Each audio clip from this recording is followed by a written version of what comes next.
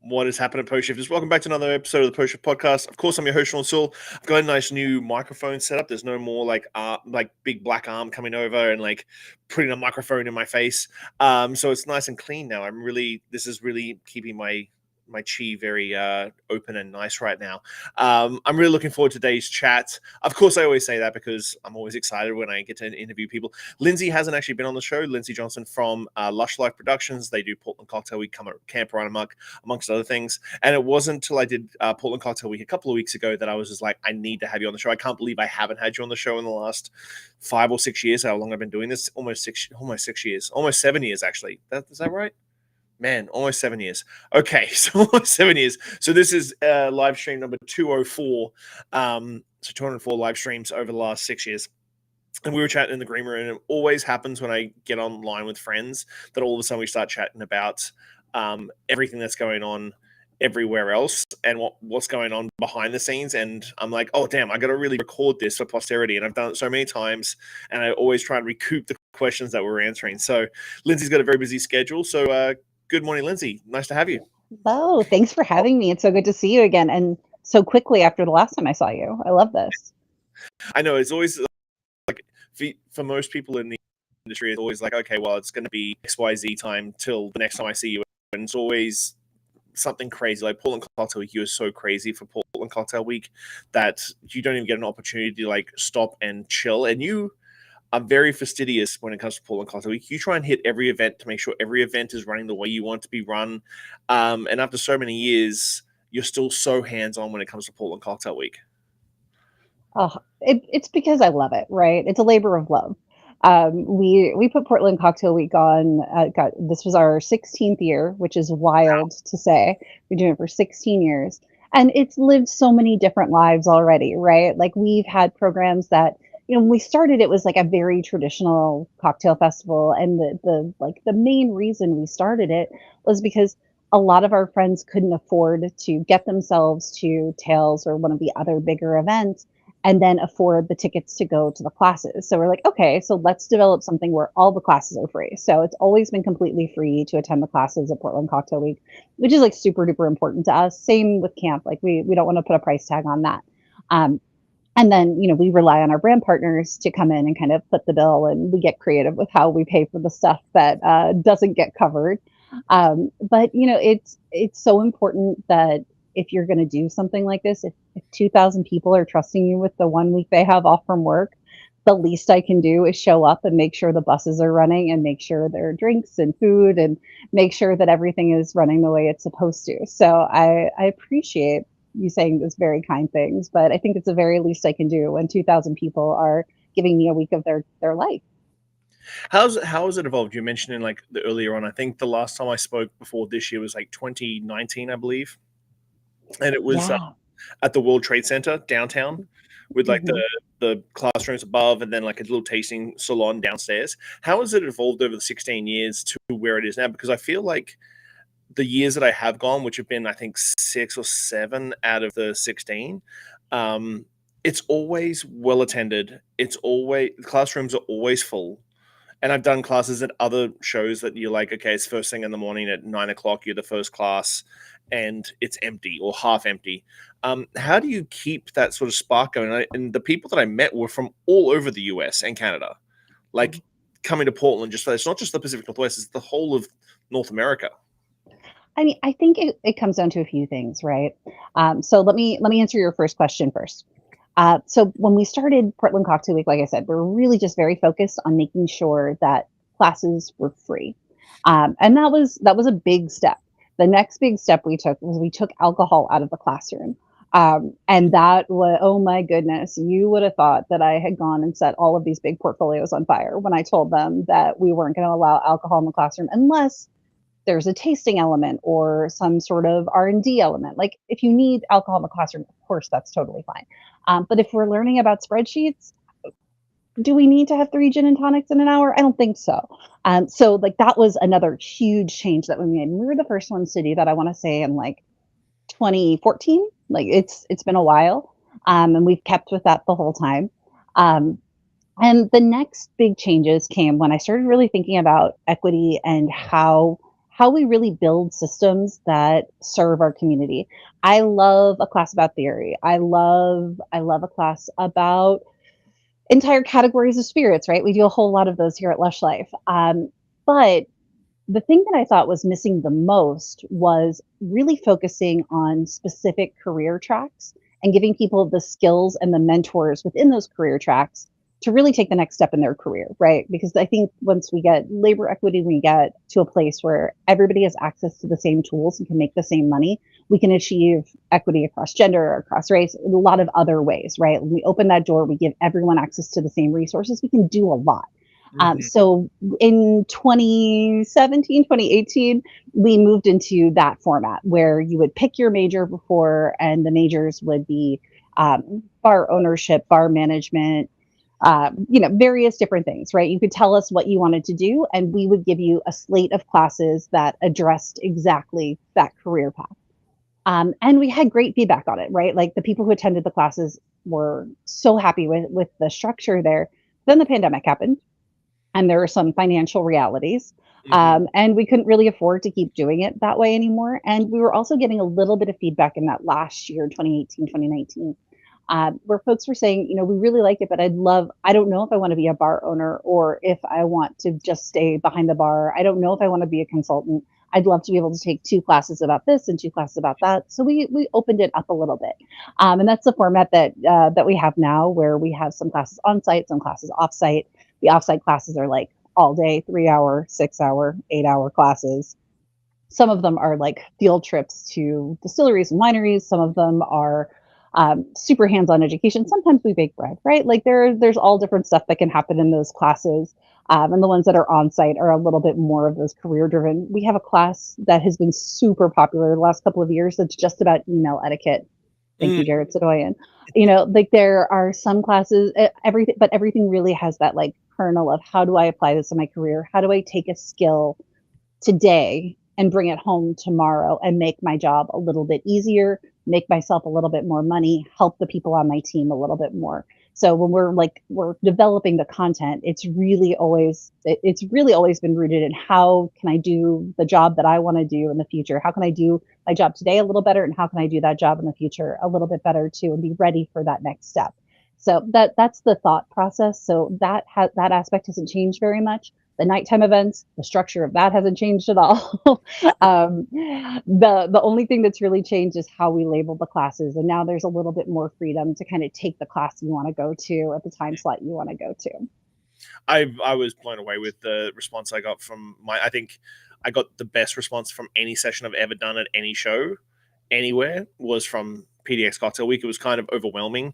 I think 165 people or 365 people in 3 days hit my website to download everything that I had in the class, which is incredible. One thing I did mention to a lot of friends was the 2 things: the transport between events and things, which you don't see very regularly, and then proper food at every event, which I think every bar show, and as a celiac, even covering that stuff, because usually when I travel, it's either I don't eat at all, which is bad, especially when you're doing events at night, or I do chance eating and then I get poisoned and I'm in a celiac hole for 3 days, which happens all the time. What were the thought processes behind that? Because I thought it was genius that you kept people at events, you fed them, people aren't disappearing. And I'm going to use Tails as an example just because it's Tails is Tails. It's the best, yeah. At 6 o'clock at night, if you're at an event, you're like, oh, I really got to get dinner. You disappear for 3 or 4 hours. Right. And then you come back tail end of a late night event or start of a late night event. But you kept people at these events really, really well. Gave a lot of opportunities for the people who were at my sessions at least to come to me and actually have chats outside of the space. What's the thought process between like this transport and this big food focus at all these events post classroom? Well, so the logical conclusion, right? If I'm entrusting somebody with a week of their life, right? They're giving us a week of their life. And I know that financial constraints are the biggest reason that folks go to these events and don't get very much out of it, right? They have enough to like get a hotel room to share with a friend for a few days, or they have enough for the plane ticket, but they don't have enough to also eat the whole week. They don't have enough to Uber from point A to point B all week. it was really important for us to solve that problem, right? Making sure, I mean, from a like business perspective, the events are full from the minute we start to the minute we end, right? Like if you partner with Portland Cocktail Week, you're getting a full house, friend, and you better be ready, and there better be enough food. That's part of why I show up early to all those events to make sure there's enough food. But the transportation, I think, is important on that level, right? So it's really helpful to our partners.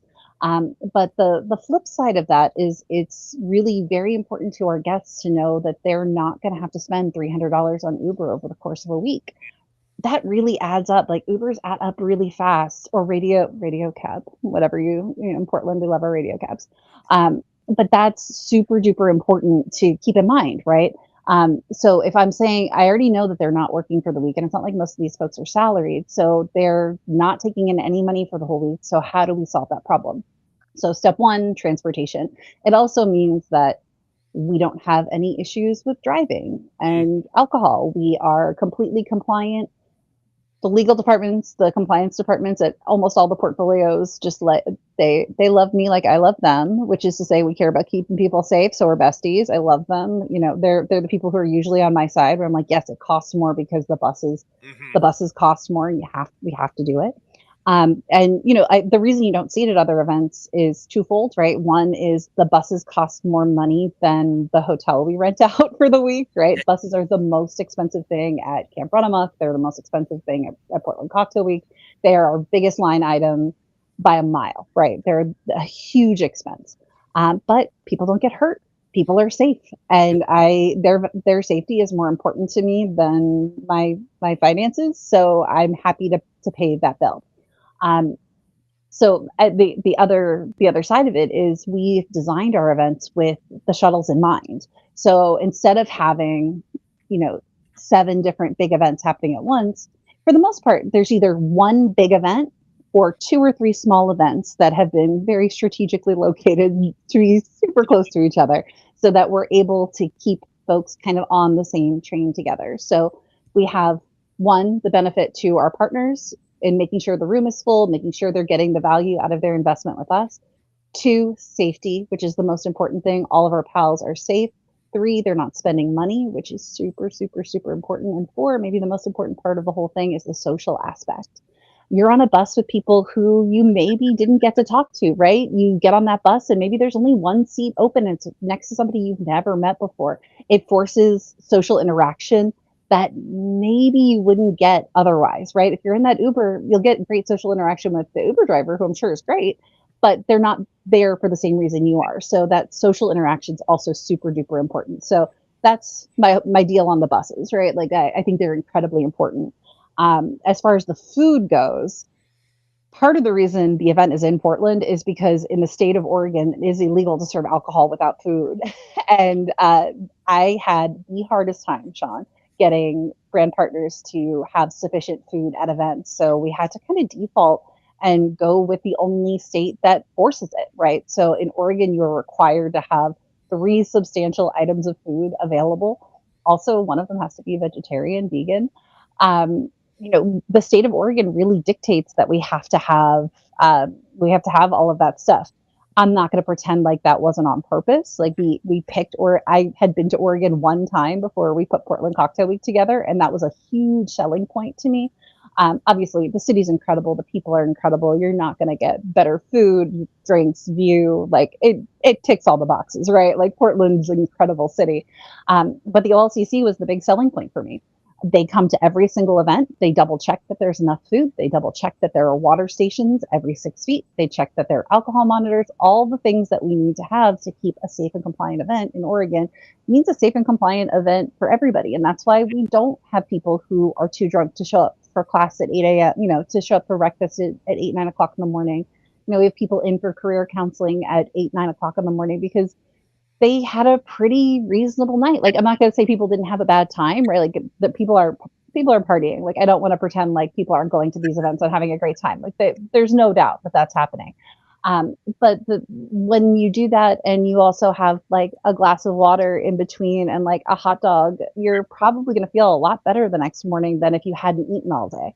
And you had to worry about moving your car. So those things really are a huge part of why I think the event is so successful. And while they do cost way more money, I think every dollar that's spent on food and safety is a dollar well spent. Yeah, I even had some of your team when I was walking through the Hotel Jupiter going, hey, did you have lunch? Did you see, like, there's lunch in the tent? Like, did you eat? Like, it was very different style. So we were talking in the green room about education and how education's evolved. And I was mentioning, or lamenting, I suppose, on how the certification courses have been very popular for you. Something that you've organized. I did the EBC. I can't even say it. I know ABCs of Canadian whiskey earlier this year, which is a fantastic in-depth course.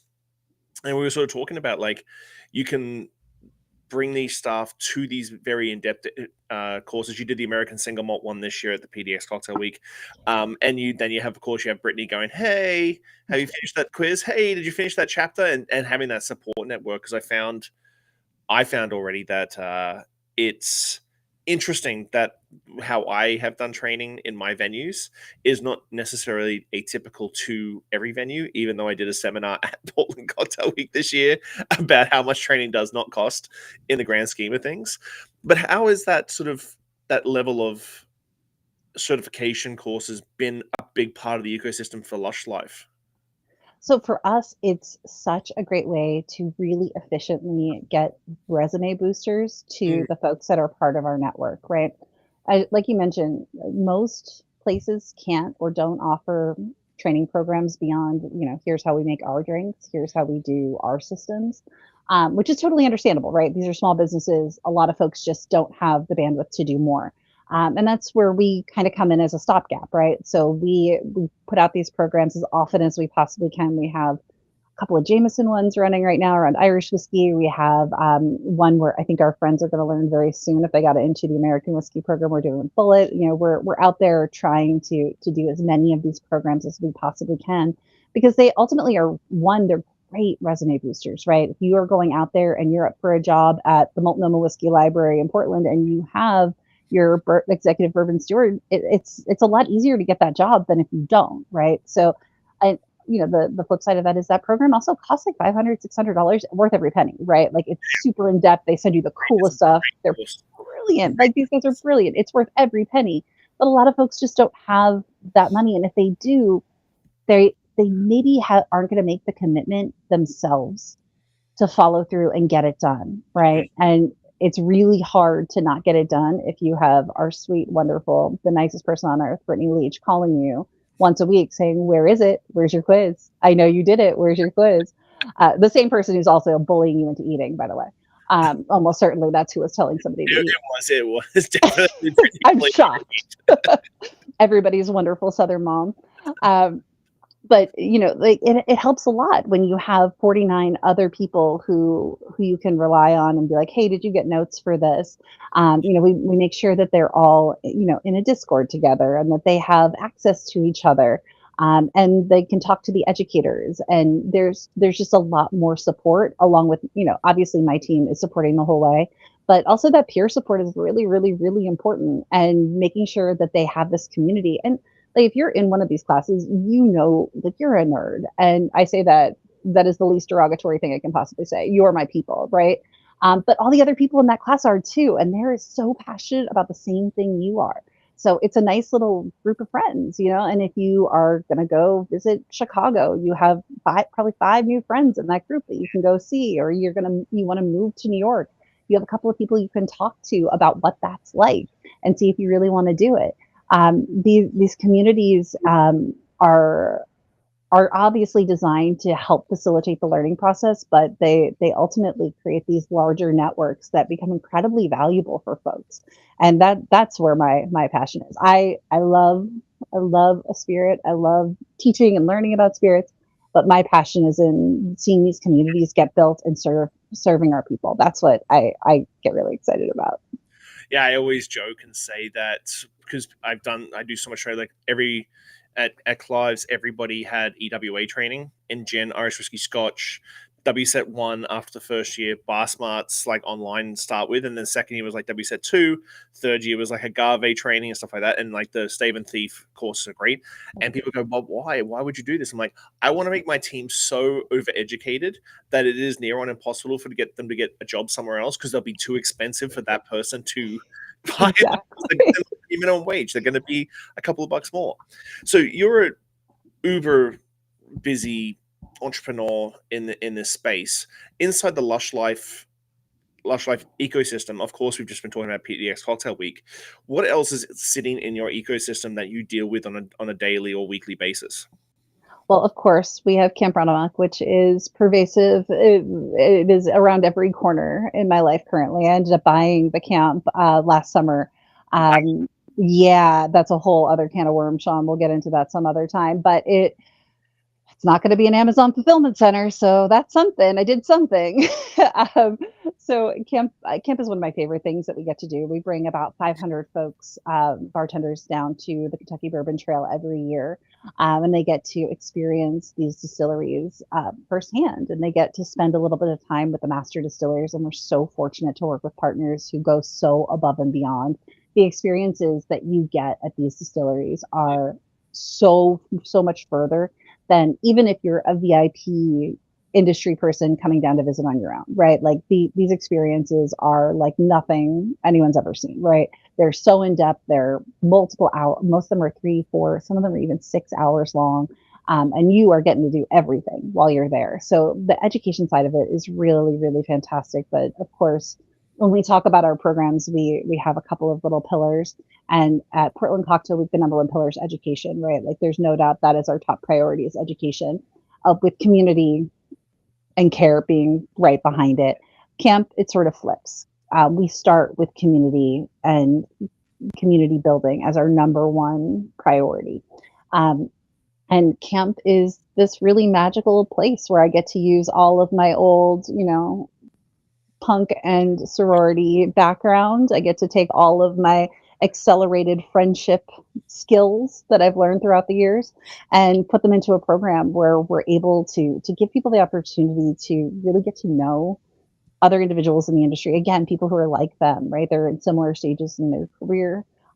They're folks who are typically like leaders in their communities, who are excited about education, excited about bringing that back to their communities, but also people who want to make some friends and want to meet new people. And camp is a place where the only rules are around safety. We really encourage people to be themselves the whole time and the whole way. And it's truly remarkable what we get to do in that ecosystem. It's like, I don't know, it's magical. And it's one of those things where it sounds made up when I talk about it, but it is the best thing I get to do. I love it so much.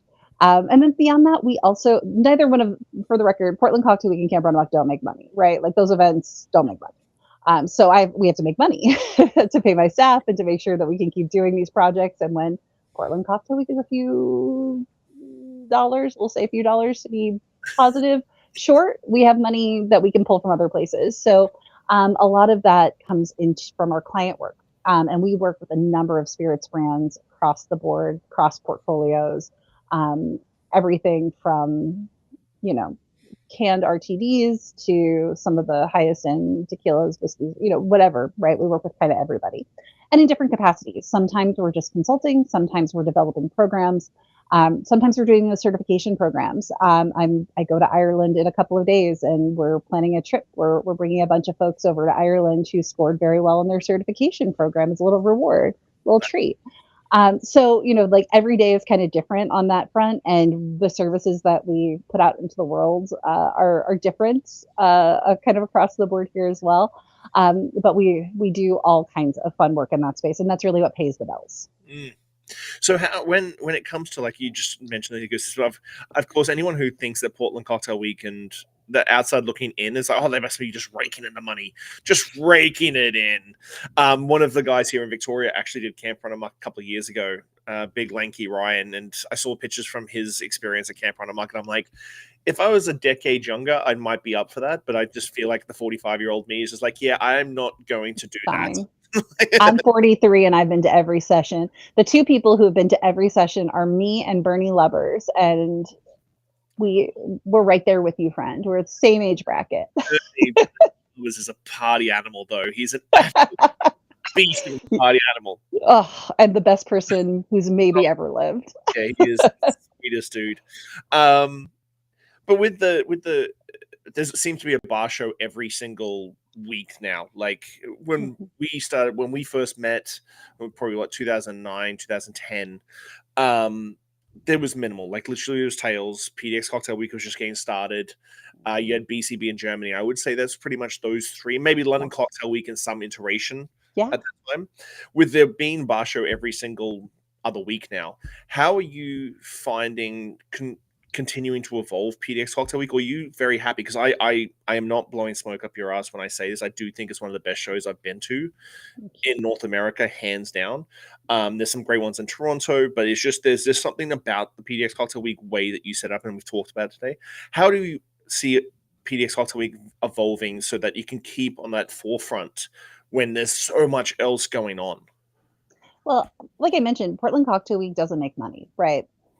So that pressure is off. I know that that sounds wild, right? Like I am not expecting, I don't want, if one day, tomorrow, the next day, whatever, we find a way for it to make money, great. Like that would be a nice little bonus, but I don't see that happening, right? Like that kind of event just doesn't make money, especially when you prioritize safety and transportation, like the things that we prioritize.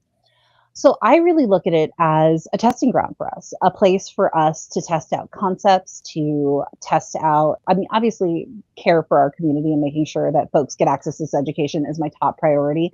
But how we do that has evolved so much over the years, right? And we have the latitude to do it because at the end of the day, like I don't answer to anybody on a lot of this stuff because we can't get most of it sponsored, right? So I can kind of build whatever I want and test it out. And that's given us a lot of room to come up with different mechanics and different ways of approaching these topics that have been presented. A lot of the stuff has been presented over the years, but maybe not always in the best way. And having that freedom to develop and experiment there has been really helpful for me to really understand what our community needs. And it's also important to point out that what the people who come to Portland Cocktail Week in 2025 need is wildly different from what they needed in 2009, right? Like these are very different groups, and we've come a long way as far as like what I have to present versus what, maybe we don't need to do that anymore. Certainly there's some gaps here and there. I'm working on that. But the main message here is I have a lot of freedom to talk directly to all of the incredible people who come, and because I'm not looking at it as this cash machine, which I don't think that other folks see it this way. Tails is a nonprofit, right? Like they also don't see it as a cash machine. You'd have to be like you're certifiable if you think that any of this stuff is going to make money. But I think some folks, especially when they're starting out, think this is a really viable like business standalone business profit center, and I think that's where a lot of folks get in trouble. There's a moment in 2015 or 2016 we had more than 5,000 people come to Portland Cocktail Week. Which, if you've ever visited Portland, like the city of Portland really can't take like maybe now a little bit more than then, but we overran that city. And it was so unpleasant for so many of our guests. My brand partners were thrilled. The lines were around the block. Everyone's like, "Oh, that's the mark of success. The lines around the block." I'm like, no. To me, that's a failure. I don't want to see a line. I want there to be no lines. I want people to quickly be able to get in, enjoy themselves, have a good drink, have a snack, have a nice time, have a chat. It's really important to me that people aren't coming here and standing outside in the rain in Portland in October. What are we doing? No. Like that's not what we need to be doing. So the next year we decided, okay, instead of saying whoever wants a ticket can have one, we're going to cap it at 2,000. And we've capped it at 2,000 ever since because I know that I can manage 2,000 people really well on the budgets that I can raise. On the money I know I can raise for it, we're going to stick to 2,000. We're going to make those 2,000 people have a great time. Make sure they have the best time they can possibly have. I'd rather 2,000 people have the time of their lives than 20,000 people show up. Yeah. And everyone have either kind of an or a bad time. And that comes from a lot of things. I mean, it comes from my personal experiences. I go to almost all of these bar shows. A lot of, I'm activating in a lot. I work for a lot of different brands, so I'm at a lot of these shows, and I'm out there participating. Um, and I see what works for other people. And to be honest with you, I think every show is a little different, and everybody can kind of get to these goals how they want to. But for us, I would much rather have 2,000 people having the best time of their lives if they're going to give me that week than have 20,000 people who are all kind of having an okay time. And they always go, okay, well, I'm not going to be able to get into that party because it's going to be super busy and the lineup's going to be around the corner. I'm just not going to bother going. And then everybody feels that way, and then no one comes to the party. On a personal level, where did this entrepreneurial spirit sort of come from and stem from, and how do you keep yourself motivated? I find, and this is my personal thing, as you get older, the entrepreneurial thing never gets really easier per se, and you always kind of feel like it's going to get easier. And of course, it's very lonely. Usually you're by yourself in an office like I am right now for the next 5 hours. And I'm sure you feel the same way. Where did this entrepreneurial spirit sort of come from, and how do you keep evolving and building it yourself personally? Oh, well, there are so many answers to that question. I recently, last couple of years, learned that I have ADHD, which totally explains the Oh, entrepreneurship, totally explains all of my, how I'm able to work on 20 different projects in the same day. The hyper focus is gorgeous, and I'm so grateful for it. So I think part of it is just like my body chemistry. If I'm being honest with you, I think I was just kind of like I I got all three kinds too, friends. So like I'm ready to go. I've got one for every occasion. Um, but I also, I come from a family where I have the most supportive possible parents. My mom was a social worker at a hospital helping kids with cancer for the last 30 years. Volunteers her time helping with nonprofits associated with that hospital to this day. But my dad is an inventor, but also worked at Apple. Like just really, really, really wonderful and supportive folks who always had care for others as part of what they wanted for us. So I felt like I could kind of go out and do whatever I wanted to do. And I was a broadcast journalist first, and then I worked in ad agencies developing video content. And I loved both. Both were really fantastic. But I really wanted to do something on my own. And my best friend in the world was a bartender in New York City. Around the time that I was figuring out that maybe the ad agency wasn't for me after I was assigned the fourth diaper client as the only woman in the department. I was like, maybe this isn't for me. And I started getting gigs making videos for a lot of these liquor companies. Um, and, they, man, I was like, I could probably quit my job and just do these. And that evolved very quickly. And maybe, having these meetings with these liquor companies going, but I have a question for you. Why are you mean to bartenders? Don't they sell all of your products? I don't understand why they're the only ones not getting paid on the set. Like, this doesn't make any sense to me. And that very quickly evolved into Lush Life as it is today. We're now 19 years old. We've been doing this for 19 years as of October, which is wild to say. And we've lived a lot of different lives, and part of it is just being incredibly flexible and being open to new challenges and doing new kinds of work.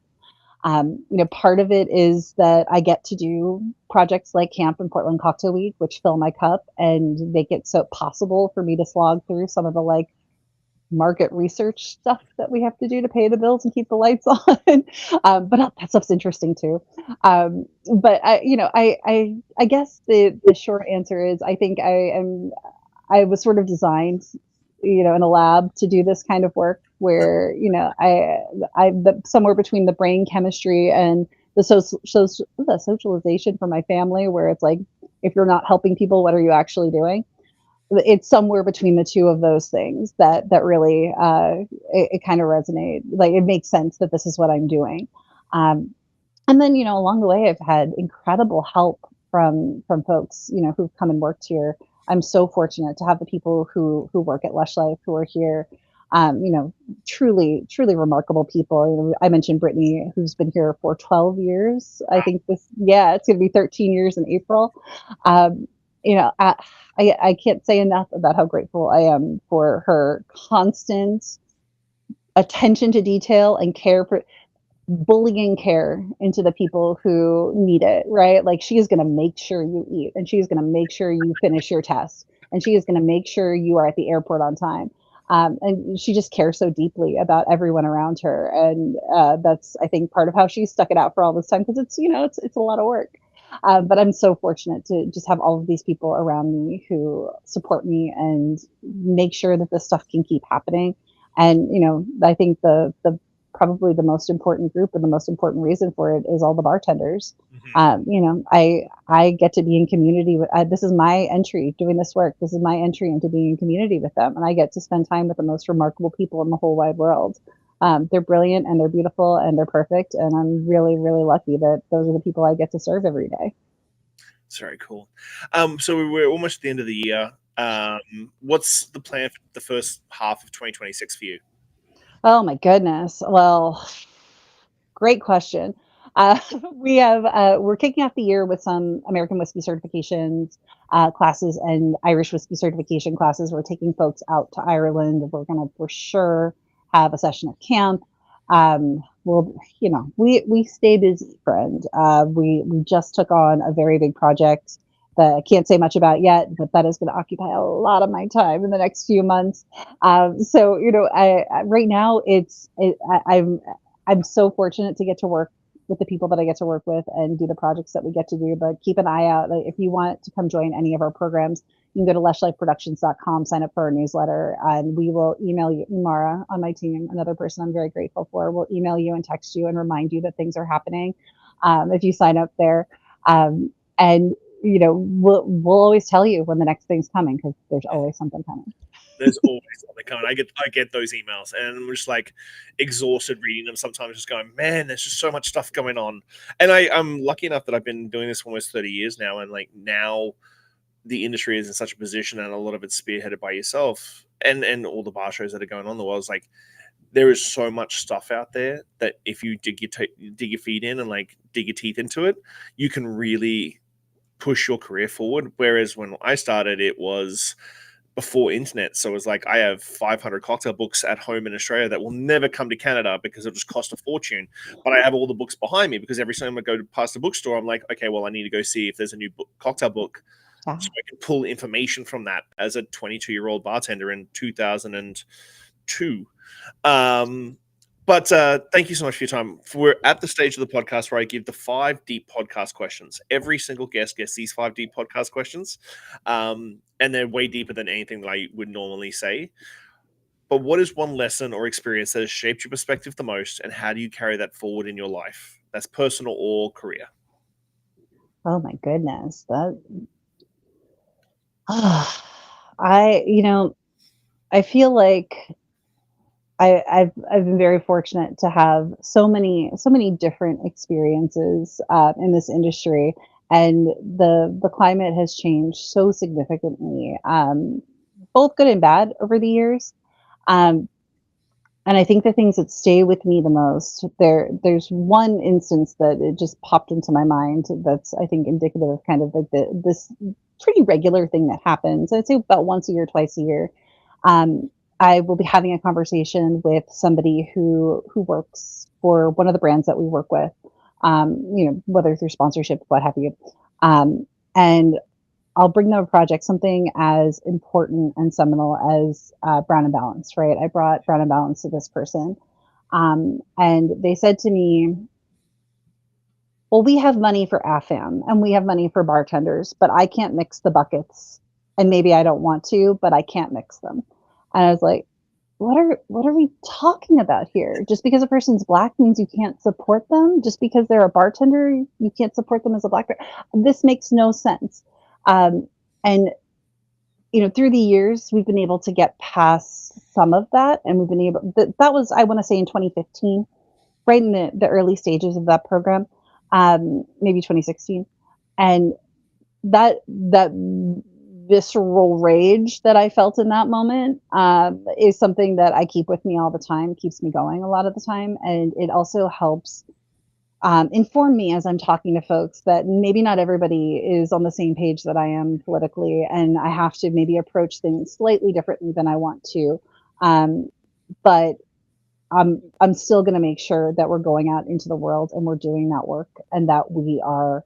Um, I mean, at the end of the day, at that specific version of Brown and Balance, that specific event, I paid for the whole thing with my tax return because we couldn't get a sponsor. It took 2 years for anyone to sponsor that program because I kept getting told that we can sponsor Black things or we can sponsor bar things, but You can't do both. how could that possibly be the same thing? Anyway, that challenge is, and we're right back at that starting point, right? We got to a place where it was really easy to get stuff like that funded and people excited about it. But we're right back where we were in 2015, maybe a little worse. So that sticks with me a lot, and I think about it a lot as we are in this new world, because I'm not willing to sacrifice my values, and I'm not willing to sacrifice what is important in all of this to appease the powers that be. But I also have to figure out a way to navigate that so we can get to a place where we do have the support that we can make all of these big ideas happen. So that was a complicated one. If you could leave one lasting message or piece of wisdom for the world, what would it be and why? Care for each other. All that matters is caring for each other, and that can be in any way you want it to be, right? We all care for each other in different ways. My version of care is very different than Brittany's version of care, right? Like, Brittany's going to yell at you until you do the thing that's good for you. I will just like put the food in front of you and be like, oh, look, it's here. How exciting. But think about the ways that you can care for the people around you, because things are going to get worse. And before, while things are not great, all we can really do is rely on each other for that care and support. And joy is such a great resistance tactic. So indulge in joy as much as you can. Looking back on your journey, what is something you wish you had understood earlier in life? Oh, I mean, I wish I'd known that I had ADHD. I could have been solving problems a lot earlier, friend. I'll tell you that much. But really, like I think a lot of women my age would probably say this. I think that I grew up thinking that a lot of the problems that face society, especially for women, were solved or well on their way to being solved, right? Like, I really genuinely thought, if you had asked me in 2000, yeah, feminism's going great. Like, it's really going great. And part of that is I lived in a feminist household. Both of my parents are fully supportive of women being able to do anything. Like, none of that was an issue. So I think I thought that a lot of those things were solved. Come to find out, oh boy, are they not solved. As I've navigated my way through the world, and I have people on a phone, calling me little lady and telling me it's impossible for any bar to sell a case of product over the course of a weekend. Like wild stuff. I've been called in the same conversation, both a little girl and a drunk hag, right? Like in the same conversation by the same person. The misogyny runs deep, and it is not in your head. Very early in my career, I convinced myself that I was making up some of this stuff, and like, maybe I'm reading too much. I was not reading too much into it, and if I had heeded those warning signs in the early stages, I could have saved myself a lot of headaches. So just keep your wits about you, gals. How do you define success, and how has your definition of it changed over time? Success for me is seeing the people around me joyful, successful, and happy. And that has, I'm happy to say, hasn't changed all that much. Money doesn't really matter all that much to me. Money is a way to provide opportunities to others. So as long as I'm able to keep my head above water and keep food on everyone's table and a roof over everybody's head and provide value to my community, that's success. And I'm really, really grateful that I've been able to do that for the last 19 years with this silly little scheme. What do you hope your legacy will be, and what steps are you taking to build it? I hope that my legacy is care, right? I hope that when folks look back on the work that I've done, they see that I spent my life making sure that others in the industry were cared for, people who spend their entire lives caring for others and who are usually forgotten by everybody else. I just want to make sure that those people felt seen and heard and cared for and loved. That to me is the whole game, right? Like everything else doesn't matter as long as that's how they feel leaving our programs and our work. Then I feel like I've done something right. That's the legacy I want to leave. Um, and I feel like I do that every day by, yelling at the bus drivers and making sure that the, that the caterers are paid and, making sure that everything is where it needs to be and really pushing our partners to consider not just at our events, but sort of globally how we can better serve the people who spend their whole life serving everybody else. Mhm.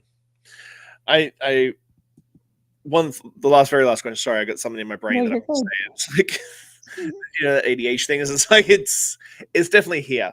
I understand now after so many years because we've known each other for over a decade, like close or longer than that. But how for some reason we've never had like a deep conversation, but every time we see each other, we just align and just clicks. And then we'll go up our separate ways for a couple of years, and then again we'll just meet at another event and click. And I understand because I feel like our values align so much. Like it's been always a tough conversation with my wife about why I do so much stuff for free for the industry. And it's interesting when I have those conversations with people. They're like, "Oh, well, you charge to organize these events at different bars." I'm like, "No, I don't. Sure don't. Get a nice bottle or something out of the gig. I'll be happy to take that home." And my wife's like, "That takes time. Time is money, Soole." I'm like, "No, it's just is the It way it." is. It is, but it also, caring for the people who are cared for the least. It has dividends, and those dividends do, definitely come emotionally, definitely come from building that community, but ultimately they come financially as well. Tell her that, like eventually it comes back. And even if it doesn't, you get to spend your time with the best people on earth, so you're all good. You've been to Victoria. It's a small market. It has been for years, and I've got so many amazing people here So that beautiful. support. But one last question before we hit the road. Favorite classic cocktail that you would like to enjoy?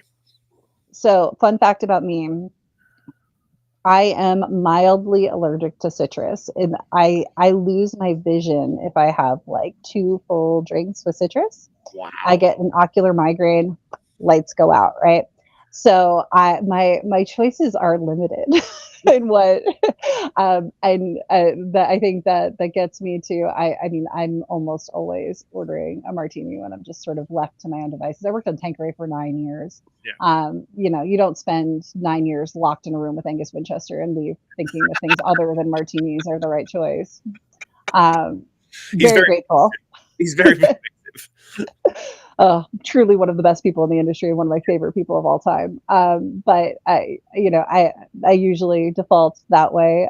Very funny story is that when I was splitting time between New York and San Francisco, all the San Francisco bartenders were like, "We get it. You're from New York. You only like stirred drinks. Uh, we have good citrus here. Stop being weird." I'm like, "I'm promising you, it's not that. I will go blind. I would like to be able to look at you. Please leave me alone." That's amazing. But Lindsey, thank you so much for your time. I can't believe I haven't had you on the show. I've this 2.0 version of post shift. I've got actually a list of like people who I want to have on the show. My vision board, I suppose. And Yeah. then slowly but surely, as I build my schedule out, I like make sure that I'm getting all the right people. So I want to say thank you so much for your time. I know that you're uber busy, and taking that little bit of time out for me has been fantastic. Anytime, friend. It's so always so good to see you. Well, good luck for the rest of the year.